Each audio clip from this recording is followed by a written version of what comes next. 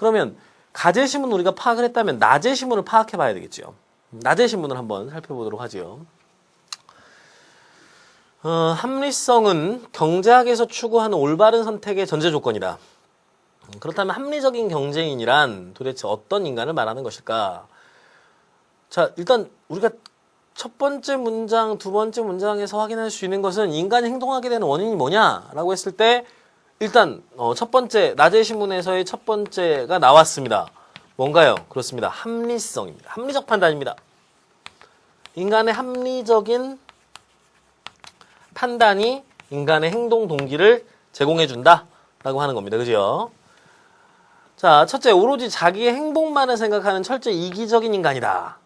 합리적인 인간은 행복을 추구하고 계속 반복되고 있지요. 고통을 회피한다. 또한 내가 재화를 소비해서 얻는 행복은 오직 나의 여러 재화의 소비 묶음에 달려있다라고 했습니다.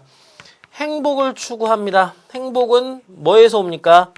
그렇습니다. 나에게 이익이 되는 소비에서 옵니다. 이익이 되는 소비에서 옵니다. 이걸 위해서 인간이 행동하는 겁니다. 그러니 행복이 인간의 또한 행동 조건이, 행동 요인이 되겠네요. 나의 재화 소비량이 증가하면 나의 행복이 증가하고 소비량이 감소하면 행복도 감소한다. 나 아닌 다른 사람이 얼만큼 소비하느냐는 나의 행복에 전혀 영향을 미치지 않으며 나의 소비량 또한 다른 사람에 전혀 영향을 주지 않는다. 상대적이지 않다는 겁니다. 둘째, 합리적인 인간은 효율성을 추구한다. 여기 또 나왔습니다. 효율성입니다. 보다 효율적인 겁니다. 그러니까 행복을 더 많이, 이익을 더 많이, 보다 더 많은 이익을 효율적으로 추구하는 겁니다. 이거 지금 사실은 2와 3은 합리적인 판단의 대상이지요. 그러니까 결국 여기에서 인간의 행동 동기는 이익입니다. 그렇죠. 보다 더 많은 이익을, 나에게 보다 더 행복이 되는 이익을 합리적으로 판단해서 이걸 위해서 행동하는 겁니다. 그렇죠. 여기서 효율성이란 최소 비용으로 최대의 편익을 얻는 것을 의미한다. 특히 합리적인 사람들은 인센티브에 반응할 때 선택에 수반되는 비용과 편익뿐만 아니라 개인 전체의 예산도 염두에 둔다. 이 경우에 비용과 편익은 일반적으로 자신이 직접 부담하는 비용 또는 얻게 되는 편익을 의미한다. 즉 자신의 선택으로 인해 발생하는 사회적인 비용이나 편익은 고려하지 않는다. 사회적인 건 고려하지 않습니다. 나의 이익만을 고려합니다. 그러니까 다시 말하면 개인의 이익이 되겠네요. 그렇죠? 그럼 우리가 가제시문만 봐서는 어떤 쟁점으로 가와 나를 대비시키고 구별해서 분석해야 될지를 정확하게 파악하기가 어렵습니다. 이거를 뭐 양심이라고 도덕적 의지라고 써야 될까? 뭐 아니면 형벌에 대한 두려움이라고 써야 될까? 뭐 이런 생각을 하게 되지요. 그리고 다에서도요. 보면 뭐 합리성도 나와 있고 행복도 나와 있고 이익도 나와 있고 또 마지막 효율성도 나와 있습니다. 그래서 이 두 가지의 정확한 쟁점이 지금 나열되어 있는 것만으로는 사실 잡히지 않는다는 것이지요. 그래서 그냥 각각의 제시문을 독립적으로 읽고 거기에서 나오는 개념들을 나열적으로만 생각하게 되면 정확한 그 제시문의 파악에 이르지 못하게 되는 것입니다. 자, 그럼 우리가 이제 여기서 생각의 과정이 필요합니다. 한번 살펴보도록 하죠. 형벌에 대한 두려움 때문에도 행동하고 양심이나 도덕적인 의지, 또 수치심도 나와 있었잖아요. 수치심 때문에도 행동하게 된다.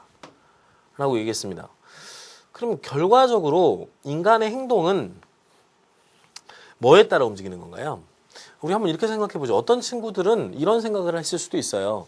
형벌은 나에게 손해가 되니까 그 손해를 보고 싶지 않아서 행동하는 거니까 이것도 이익을 위해서 행동하는 거 아니냐?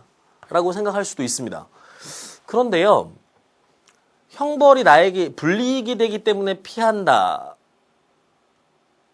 아니라 형벌에 대한 두려움 때문에 피한다라고 했습니다. 또 양심을 지키는 것이 나에게 이익이 되기 때문이 아니라 양심을 지키지 못했을 때 수치심을 느끼기 때문에 하지 않게 된다. 라고 얘기했습니다. 그렇죠? 지금 핵심은 양심도 형벌 자체도 아니라 형벌로 인한 두려움 때문에 행동하는 것이고 양심과 도덕적인 의지에 반하는 것에 대한 수치심 때문에 행동하지 않게 된다라는 겁니다. 그렇죠? 두려움 때문에 행동하지 않고 수치심 때문에 행동하지 않는 겁니다. 그러니까 가에서는 뭔가요? 그렇습니다. 감정입니다. 감정. 우리가 이걸 일반화시켜 줄 수 있죠. 그러면 낮의 시문과 정확한 대립 지점이 하나 나왔네요. 그렇죠? 낮의 시문과 정확한 대립 지점 뭔가 이성입니다. 즉 낮의 시문은 인간은 합리적 존재, 이성적 존재, 계산하는 존재로 봅니다. 그렇죠? 그래서 인간이 계산을 해서 이성을 통해서 자신의 행동 동기를 판단한다는 겁니다. 그렇죠? 행동을 판단한다는 겁니다. 행동할지 말지. 근데 감정을 통해서 판단하는 거예요. 이게 대립점 하나 나왔네요. 그렇죠? 또 대립점을 한번 생각해 보죠. 이쪽은 형벌에 대한 두려움도 있지만 도덕적인 의지에 따르는 행동이 가에서는 더 좋은 것이라고 이야기했습니다. 조금 더 정확하게는 그 예로서 질서를 세우는 과정을 겪게 되면 양심적인 수치심을 느끼고 올바르게 행동하여 끝내는 선에 이르게 된다라고 하는 것을 강조했습니다. 다시 말하면 행동의 목적, 이건 어때요? 행동을 유발하는 판단기관이라고 한다면 이 감정적인 행동을 통해서 인간은 뭘 하려고 하느냐? 결국 인간의 행위가 목적하는 바가 무엇이냐라고 했을 때 이것은 뭔가요? 그렇습니다. 사회적인 도덕성의 실현을 위해서 행동하는 것이라면 이 아래쪽은 뭔가요? 내가 조금 더 많은 행복을 얻기 위해서 조금 더 효율적으로 더 많은 이익을 얻기 위해서입니다. 그렇죠? 그래서 개인의 이익과 행복이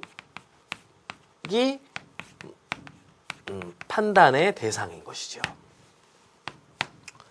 두 번째 쟁점이 나왔습니다. 그렇죠?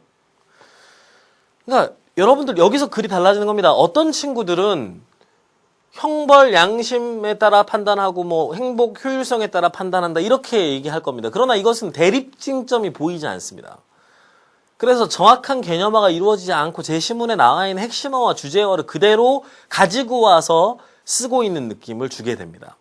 하지만 여기에서 두 제시문을 견주어서 동일한 수준에서 개념화하려는 시도를 하게 되면 아주 명료하게 떨어지는 대립쟁점 두 가지가 나오게 됩니다. 즉, 개인의 행동을 유발하는 원인은 무엇이냐? 요인이 무엇이냐라고 했을 때 제시문 가는 인간의 행동이 도덕성의 실현을 목적으로 한다고 보고 있다라는 것이죠. 강제적이든 스스로 자발적이든 간에 도덕성을 실현하기 위해서 인간이 행동을 한다고 보는 겁니다. 그렇죠? 그에 비해서 나는 인간의 행동이 도덕과는 무관하게 자기 자신, 남들과는 전혀 무관한 자기 자신 개인의 이익과 행복을 증진시키기 위해서 이루어진다고 간주한다라는 것이죠. 또 판단하는 방식이 다릅니다. 그렇죠? 이러한 판단은 제시문 가에 따르면 인간